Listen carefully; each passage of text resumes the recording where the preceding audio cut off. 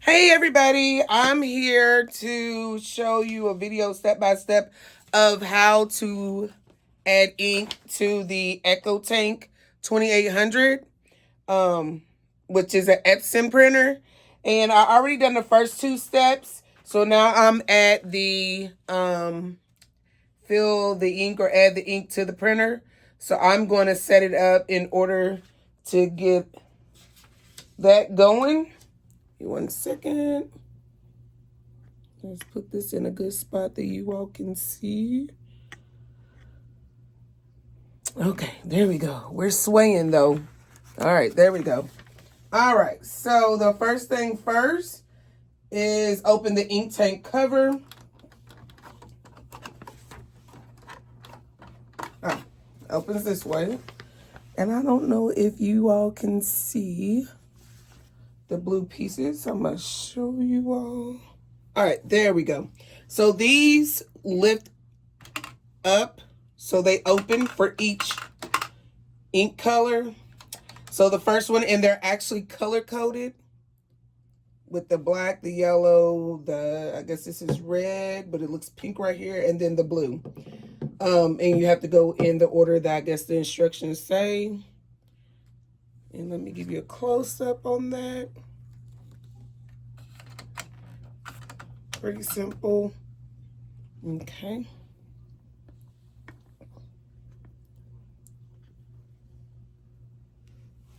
All right.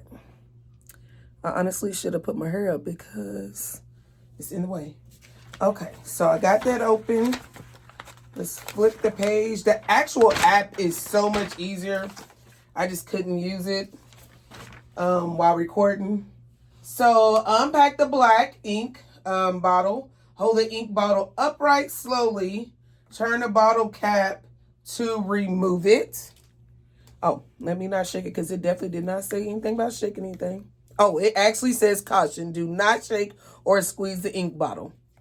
And do not touch the top. All right, so I got the top off. It says insert the ink bottle into the filling port. So I will go to the black one that's actually labeled for black. And it actually pops right in. It says do not force the bottle into position. They are keyed for each color. Wait for the ink to fill the tank, and you can see that right here. Oh, you actually can hear it. Let's see if you can hear it.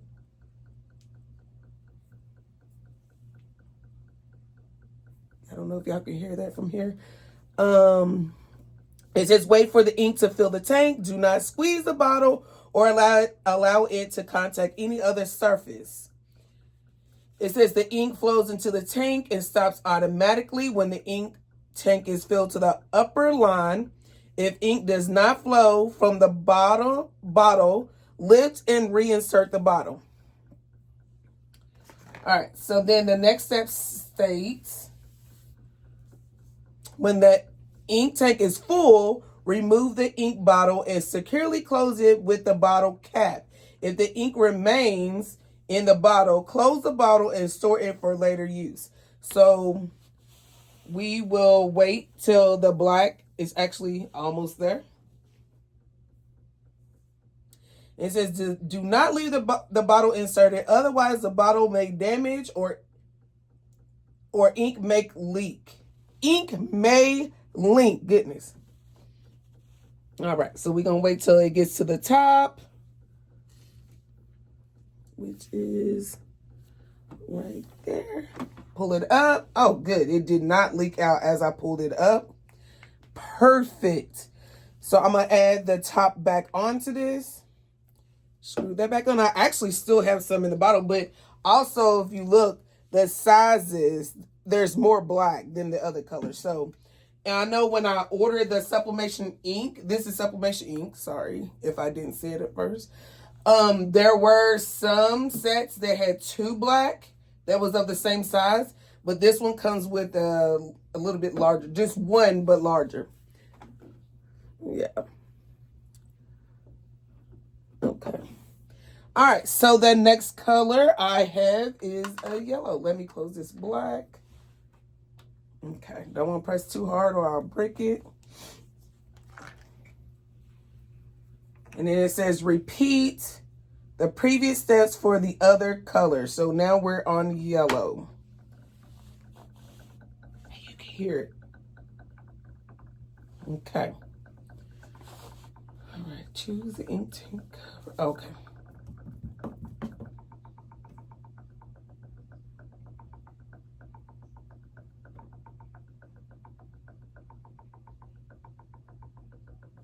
I'm gonna pause this so you all do not have to see every one of these. Okay, so I have all of the ink filled up in each one of its labeled areas. Then it says to close the ink tank cover, raise the control panel, then press the power button. Power light flashes. Okay. Select your language. Okay, so this is where I'm going to have to pause again because it says finish the setup using your Epson Smart Panel app. So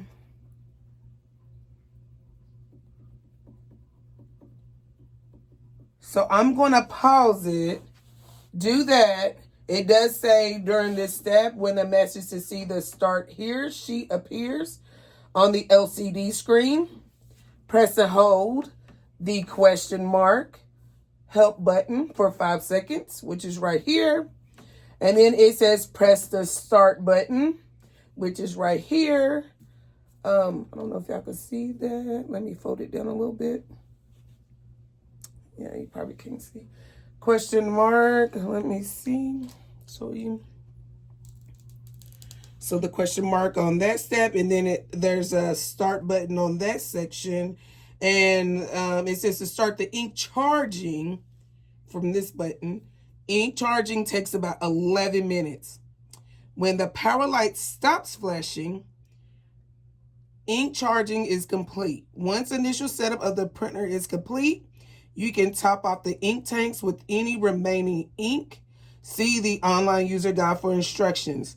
So at this point, I'm going to pause and go into the app and finish the setup.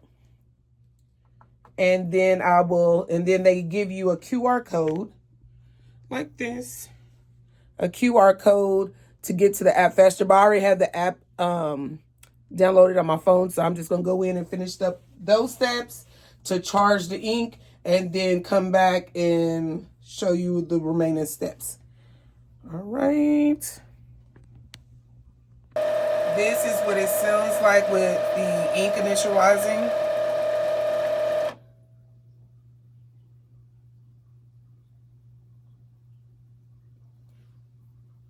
Well, it said it might take it about 11 minutes to charge, or it's say initializing, but it's also charging.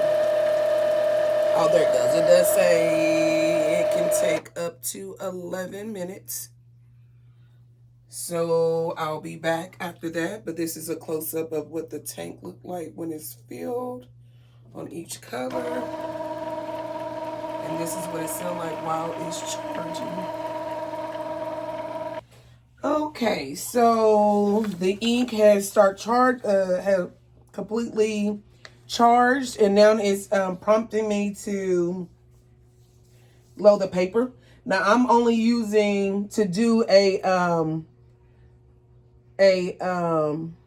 testing sheet. I'm only using regular printer paper because I do not want to waste my sublimation paper. So I've already loaded the paper.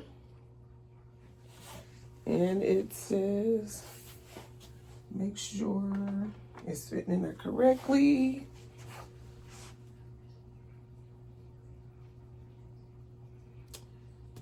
Okay. I already closed the feeder guard, or did I not? I actually did not. Let me show you what that looked like from the back. So it's saying to close this feeder guard. So I close that. And let's see, this is wobbly. Okay, so next it says, pull this tray out. Already done that. Select paper setting and then confirm. Just click OK. Then it says print or print later or proceed. So I just want to print. Let's see what it looks like. I don't know if I like this. Okay.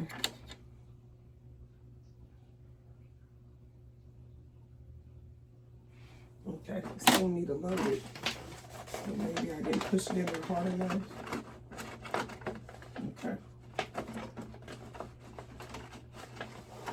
Make sure. Okay.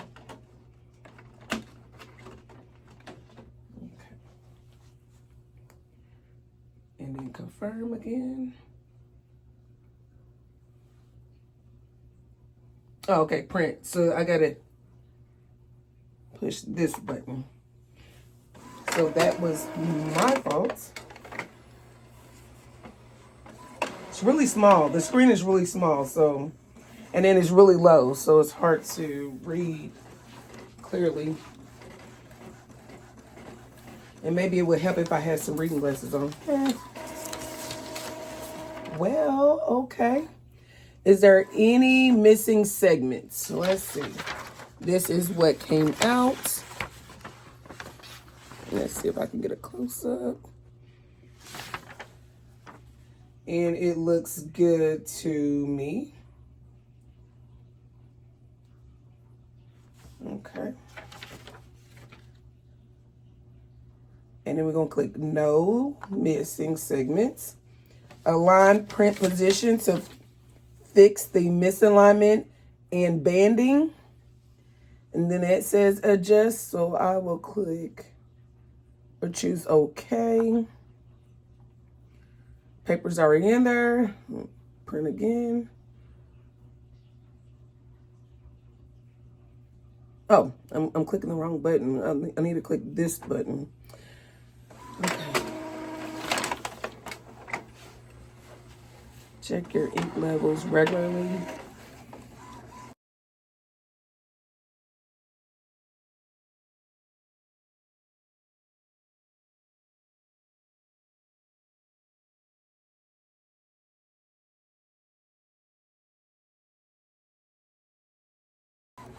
I can see why they give you extra black, because you honestly use more. I will show y'all that in a second. It says look at the printout and choose boxes with the least lines on the next screen. Select the number with the least lines and select the number. But where do I put? Okay, let's do OK. It says proceed to OK. Okay, this is where you do the numbers. Okay, so you go up or down. And the one with the least numbers, of course, is number 1. It has none on it. So I'm going to choose 1. And then press OK and see if that was actually right. And OK. What we have, see if it actually at least will print for us. Let's see. This is my first attempt.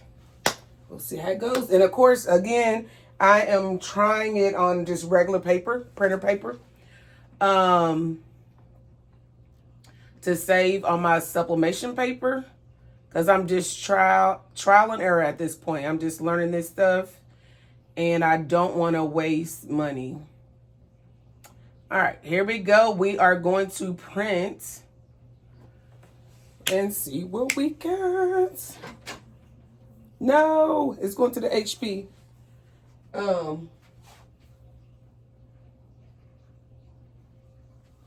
Which good.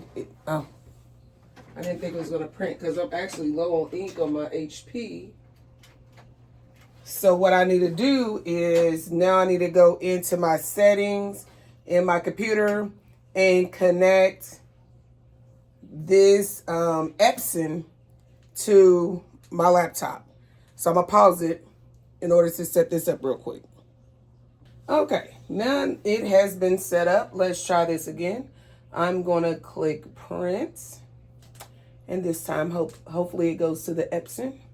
The default is on HP, so I'm gonna have to switch it to my Epson printer and not my HP. So let's click print and see how it goes. Darn it, I need to switch this to portrait and not landscape.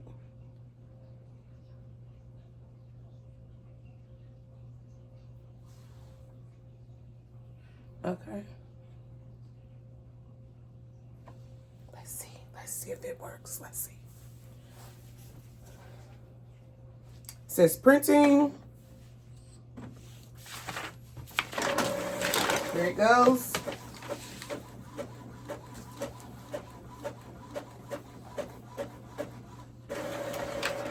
Yay, so it came out. Okay, you guys, this is just regular paper, printer paper. I thought this font was black. It's black on the screen. But anywho, this is what came out. So the actual printer is set up and ready, and it's actually printing color ink. So the ink, with those three print jobs I've done, this is how much black ink was used. So I can see why they give you more black, because it looks like you'll use more black. But overall, I actually like this. And again, this is not on sublimation paper. This is on printer paper. I'm going to do a test drive of something on sublimation paper a little bit later. I was going to turn this camera around, but I don't want to mess up my video. So I will see you all a little bit later when I actually practice on the sublimation paper and as well as the heat press.